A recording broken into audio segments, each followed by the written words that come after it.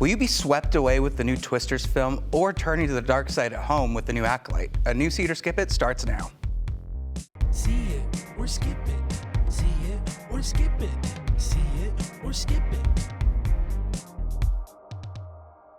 Welcome to a new See It or Skip It, where first we're going to be talking about Twisters. This is a continuation kind of to the first Twister film that was starring Bill Paxton. Really spawned a ton of these disaster-like movies, and this one is directed by Lee Isaac Chung, who in fact graduated from the University of Utah and directed one of my favorite films, Minari, that came out just a few years back. It's starring Daisy Edgar Jones as a meteorologist that is detecting weather patterns, that's chasing tornadoes, trying to find a solution on how they can help with communities that are getting hit by these, especially down in Oklahoma. After a tragedy that happens at the beginning of the film, she's called back to research more of these tornadoes with her friend, who's played by Anthony Ramos. They're competing with another form of tornado chaser in the form of Glenn Powell, who is a YouTuber that's chasing these tornadoes, calling himself a tornado wrangler. So much like the first film, we have competition between two factions trying to get to the site and get these tornadoes captured and 3D mapped and basically try to discover what's going on with them, if they can help in any way. I love the first film. From the sound design to the character work to the acting, it really is one of those special films that still hold up to this day. So when I heard that they're making Twisters, I was wondering exactly how they're going to be doing this, if they're going to be continuing straight on from the sequel, or if they're going to be essentially rebooting the entire thing. And to me, it feels like they've done a little bit of both. The film's shot entirely on 35mm, much like the original Twister, and I think that is a big benefit to people wanting to be immersed completely into it and be reminded of how that first film made them feel. Not only that, but the special effects really are a benefit with being shot on film. I've heard rumors that that actually improves special effects because they get to work with the grain, and when it's shot on film, you have a lot more grain to work with. But you also are getting twice the amount of tornadoes. You have these mega tornadoes, you have scenes that are reminiscent of the first film, but done with a little bit more of a twist.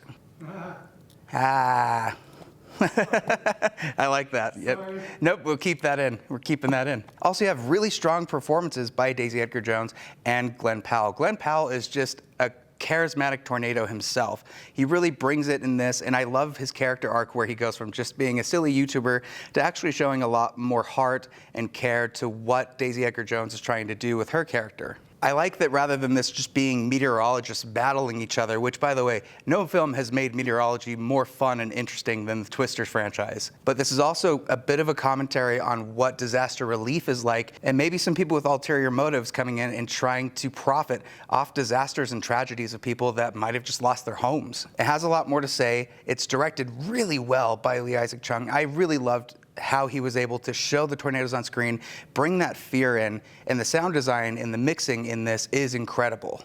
And if you're looking for a direct sequel to the first film, you might be disappointed. Really, there's only a couple references to what you've seen from the previous film, but I still think this is a very entertaining time in the theater, one that you definitely should see in the theater with the best sound possible, and I'm giving Twisters a see it. Next up, this has been out for about a week now, is Fly Me to the Moon. This is starring Channing Tatum, Scarlett Johansson, and this is centered around public relations with the moon landing. When we're battling Russia, trying to figure out how to get to the moon before they do, well, now we got a PR twist. Scarlett Johansson is playing somebody who is trying to promote NASA to make it so that they get more funding for their projects, so that when they go into space, they're not dealing with broken lug nuts on machines. They have all of the resources that they could possibly need, but in order to do that, she has to bolster up everybody in the crew and basically make them famous. Channing Tatum plays the person that basically directs the entire launch. He's incredibly skeptical of this. He's not a fan of Scarlett Johansson from the beginning,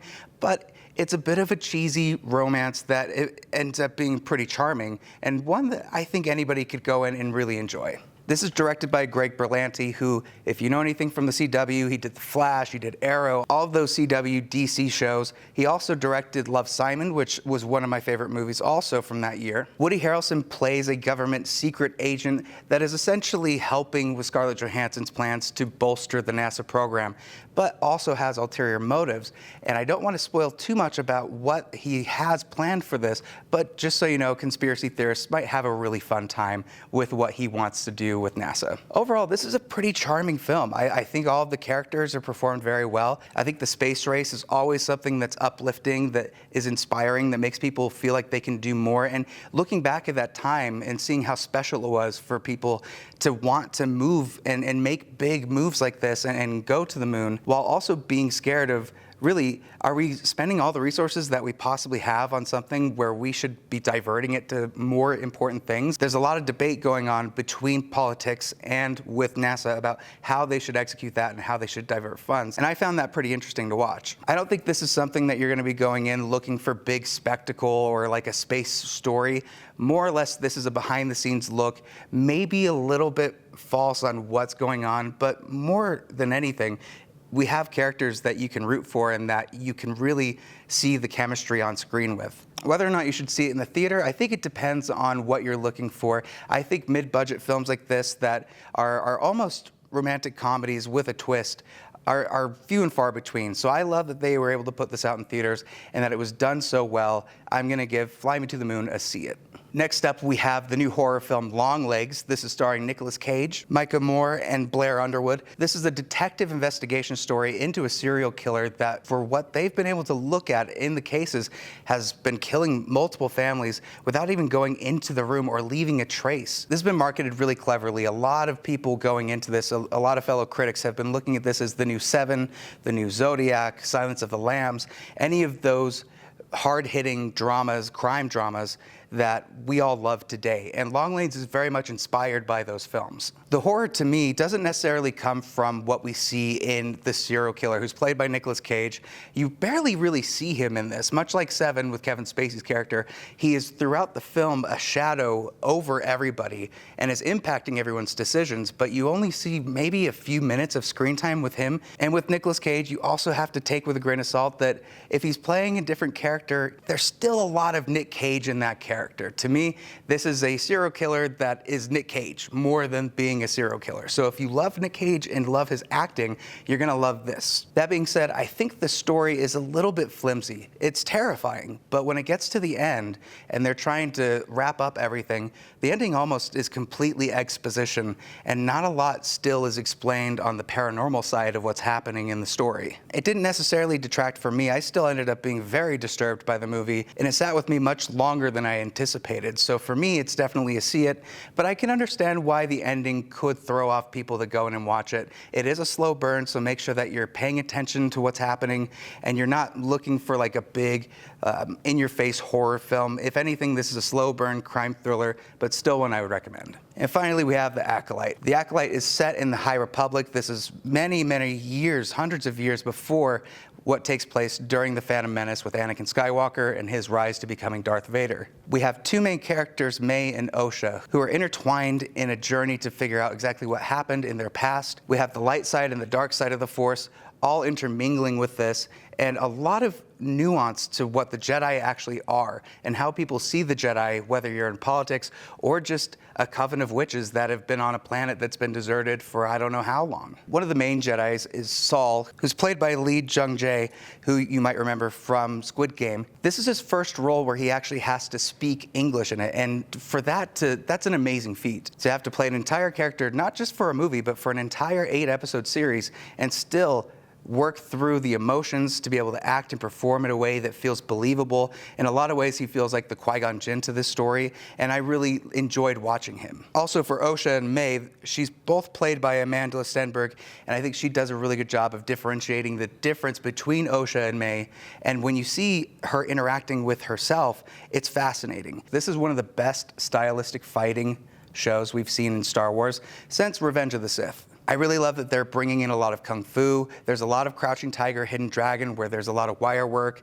And I think it really helps to lend credit to what the High Republic used to be like. These are the Jedi at their height of power. They're able to do so much with the Force, but at the same time, they're a little bit arrogant on why they think they're doing what they're doing and whether their intentions are noble or not. And I think this story does give a lot of ideas into that. Whether they flesh it out or not is really the problem to me, because the writing is atrocious. Characters' motivations can change on a dime and you don't even know why because they're not necessarily explaining it to you. This isn't necessarily the Book of Boba Fett, where this is probably the worst Star Wars series that we've seen on Disney+, but it's getting close, and especially with how they ended it, it left a really bad taste in my mouth because I don't like how these series end up teasing different things, hoping that they get greenlit for another season, and not really explaining it, especially when it comes to big canon characters that fans have been waiting for years, just kind of showing up in a cameo and not really having weight or gravity to what the story is, to me feels lazy at best. There's a lot to love in this series, but there's just